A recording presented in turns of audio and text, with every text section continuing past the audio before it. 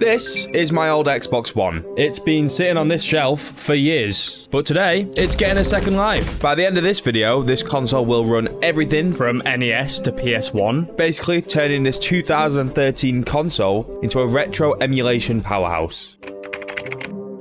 I grew up in the golden era of consoles. The Wii, the Xbox 360, the PS3, and before that I had a hand-me-down PS2 and the original Xbox. And then came my Xbox 360, in my opinion, the best console ever made. Even now, I have a modded Xbox 360 that I still love playing and messing around with. You're surrounded by water, mate. You know what anyone can't be in? Water. Yeah, and you know also where they spawn the most? Fucking deserts. Yeah, but it doesn't mean two of you in there. So, when the Xbox One was announced, I was quite hyped. A new generation, better graphics, all the promise in the world. But when it actually released, it was quite underwhelming. The Xbox One launched in 2013, but Microsoft pitched it more as a media hub than a gaming console. Television, TV integration, voice commands. Whoa, Xbox, record that. Kinect. Exciting. The Kinect was bundled with every console, raising the price and making people uneasy about privacy. And then, the always online requirement. At launch, the Xbox One was supposed to check in with Microsoft servers every 24 hours. If your internet was down, tough luck, no games for you. On top of that, the discs were tied to your account, making used games and game sharing a mess. And their argument for that was, fortunately, we have a product for people who aren't able to get some form of connectivity. It's called Xbox 360. Stick with 360, that's your message if you don't, like it? If you have... The backlash was so brutal, Microsoft backtracked before the console had even launched. They ditched the always online policy and the used game restrictions, but by then the damage was done. The Xbox One entered the generation with a less than ideal reputation. Meanwhile, Sony launched the PS4. Cheaper, no forced camera, and focused on games. You can even see the video of Sony mocking Xbox where they just hand each other a game. Thanks. Microsoft's target audience was basically everyone but gamers, so the launch didn't go very well. Eventually, Microsoft cleaned it up, Game Pass arrived, and some great exclusives came along. And then everyone just kind of forgot about it. They completely dropped the Kinect, even removing the port off the newer consoles. And then when the Series S and X models came out, the Series S was that cheap, everyone just kind of ditched the Xbox Ones and got a Series S. Which is why I want to give this dusty old relic a new purpose. So, here's the plan. Unlock developer mode, install RetroArch, load up some games, and just see how far this Xbox One can go. Now, I could easily throw this on a Series S or X model and the emulation would pretty much run flawlessly. But that's not the point. A lot of people still have an original Xbox laying around and are maybe even still using one. So I want to use the lowest spec Xbox One as the baseline. And because this Xbox hasn't been on in years, there is a lot of updates to do. I've not turned this Xbox on in, what, 4 or 5 years, probably? The last time I properly played on an Xbox was when I went out and bought a Series S just to play GTA Online with a certain citrusy-themed gaming YouTuber. What is happening? No, oh no, it's like it's Italian job! No. Jesus! Why are we spinning? Very good. I did it. I think, yes. First things first, we will need a Microsoft developer account. Back in the day, this used to cost about $20 as a one-time fee, and that was the only way to unlock the developer mode. But there's good news. Microsoft recently changed this, so if you're registering as an individual developer rather than a business, the account is now free in most regions. All you need to do, sign in with your Microsoft account, fill out the little form, verify your identity with an ID and a quick little cheeky selfie. No credit card required. It's way easier than it used to be. You don't need to spend a penny to get into dev mode anymore, unless you're in a country where the old fee still applies, but for most people, it's completely free. Now let's move on to the Xbox. From the home screen, head to the Microsoft Store on your Xbox and search for dev mode activation. Download it, open it up, click through all the settings, and you will see a 6-digit code. Now with that 6-digit code, if you head back to your browser, if you head down to where it says apps and games, and then down here where it says Xbox development consoles, click that. As you can see, my Series S is already on here as a dev console,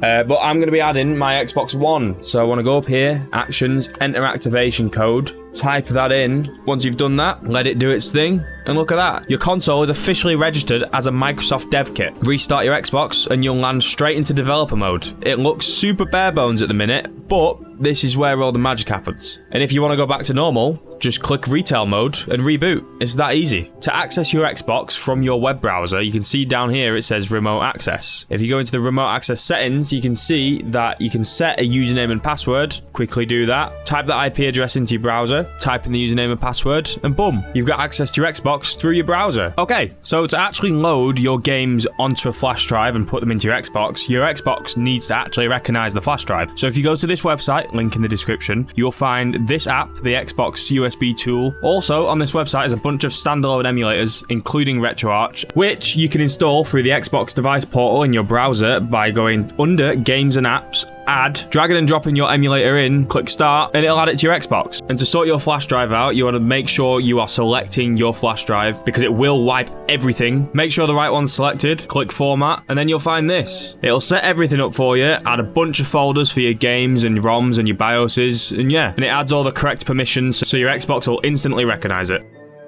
Quick note before we dive in, some emulators will just boot straight away, no problem. Stuff like the NES, SNES, Mega Drive, those are basically plug and play. But for others, like the PlayStation, Sega CD, Saturn, you'll need what's called a BIOS file. Without it, the emulator doesn't know how to properly boot the games. Now, I can't tell you where to download the BIOS files, because let's be honest, the only people who are going to get mad at me would be Nintendo. For legal reasons, you're supposed to just dump them straight from your own hardware. But let's be real, if you've done any sort of emulation before, you already know where to look. But I am going to be dumping them from my own consoles, like the upstanding citizen I am. Now, normally this is where I'd show you how to install RetroArch, set up the cores, mess with directories, the whole ordeal. But honestly, it's a massive faff. There's already a million great videos out there that cover the RetroArch setup in painful detail, and I don't really want to spend the next half an hour showing you exactly what to do. So instead, I'm going to take a different approach. I'm going to be using a bunch of standalone emulators. These are the same builds that RetroArch bundles as cores, but you can install them and launch them individually. Often, they're a lot simpler to configure, and in some cases, they actually run better outside of RetroArch. At the end of the day, it's the same result. Your Xbox becomes an emulation box, but we're just skipping the headache and going straight to the fun part. Right, that's enough of that. It's gaming time. So after spending a bunch of time ripping games from discs that I own, it's time to play some games. First, I'm just going to be brave. Straight off the bat, I'm going to try a Wii game. I don't expect this to run very well, because this is quite old hardware, and Wii emulation doesn't take much, but we're jumping through hoops here. We're jumping through a lot of hoops going from Xbox to this. Yep, I'm holding the Wii remote sideways. Okay, straight away on the menu, the audio's a little bit choppy, but 11 minutes later. What a corker of a game. Oh, let's go. Who needs Skate 4, man, when you got this? Ooh. Yeah, this is running beautifully. Oh, I've also just realized I'm gonna have to mute everything here. Hang on. Oh, now it's just silent because fucking copyright exists. Don't worry, I'll put some royalty-free guitar over this. Oh yeah, this is running nice. If you have an old Xbox One sitting around, want to play PS1 games, whip it out. Hello, mate. I'll be having that, thank you. Yeah, I can say with absolute certainty that PS1 games, surprisingly, will run perfectly on this. Oh mate, this game is fucking sick. I'm not proud of that. But this is one of the games I do actually own on my PS1. So I guess instead of spending 5 minutes setting up a PS1, I could just do this instead. Oh, it does seem to be chugging a bit on here. No way it can't handle a DS game. Oh, it's like running at half speed at least. It's not that it's lagging or anything. It's just really slow. Yeah, I think I broke it. It doesn't like DS games. Okay, let's try something a little bit older. Now we're talking. I actually own this game as well, so not piracy. Fuck's sake. Well, I did say retro emulation, and it's running perfectly fine. I was pushing it a little bit, trying to run Wii games and GameCube games, but in conclusion, we can run pretty much anything PS1 and before. So, Jeffrey? Break out, Lucille. Apparently upgrading to a console that's a decade newer doesn't make signing in any quicker. Awesome, thanks. 1 hour later. Oh, we're in. Nice one. Let's start off with what it couldn't run last time. Let's try a Wii game. Mario Kart? Yes. Yes! So far on the Series S, this is running Well, it's running. It didn't even open on the Xbox One. You bastard. Yeah, it's running exceptionally well. The thing is with the Series S as well, you can throw as many emulators as you want on here, as many ROMs as you want, throw it in your backpack, and pretty much take it anywhere you want, providing you've got power and a TV. As far as Wii games go, this and New Super Mario Bros. Are pretty much the only ones you can play, because 99% of Wii games will require a motion controller, and it's not yet officially supported by any of the Xboxes connecting other controllers, because, yeah, I can't imagine Microsoft want me connecting a DualSense 5 to my Xbox One. Another game that didn't fully work on the Xbox One, grab that schnoz. Yes. Yeah, I tried a good few things on the Xbox One, and nothing that I tried would get any N64 title to even open. So, I don't know how this video has now turned into a comparison, but... Now that I've got this installed on this Xbox, I might actually just sit and play this entire game. I had this on my DS, and I'd always play it in the car. And even though I wasn't even born when this game came out, it's so nostalgic. Oh, hell yeah. Do I have the little pointer as well? Get me in Luigi's Casino, man. Right, that's all well and good and all. The game runs. However, can I gamble? There's a bit I'm having to combat this stick drift, man. Okay, okay. All right. Ooh, we'll hold. We'll hold out. Get in. I don't know. We'll hold out. We'll hold out. We'll hold out. Fuck's sake. Oh, mate, I'm going home. Where's he at? Oh, that's easy. He's right there. The stick drift doesn't fucking help. Sean, mate, you need a new fucking controller. Oh, I'm blind. Where's he? Oh. Yes. Yosh, yosh, yosh, yosh. I can see you, mate. I can see you, but I can't click you because I'm a... Oh. Now this is GTA San Andreas running on the Series S. And the funny part is, Rockstar actually pulled the original San Andreas from all the digital stores when they dropped the Definitive Edition back in 2021. You know, that one. So, if you want to play the classic San Andreas, you'd have to play it on a PS2 or an Xbox. And the Series S can actually emulate San Andreas better than the remaster runs natively. And this is where the Series S really sets itself apart from the Xbox One, obviously, because you're not...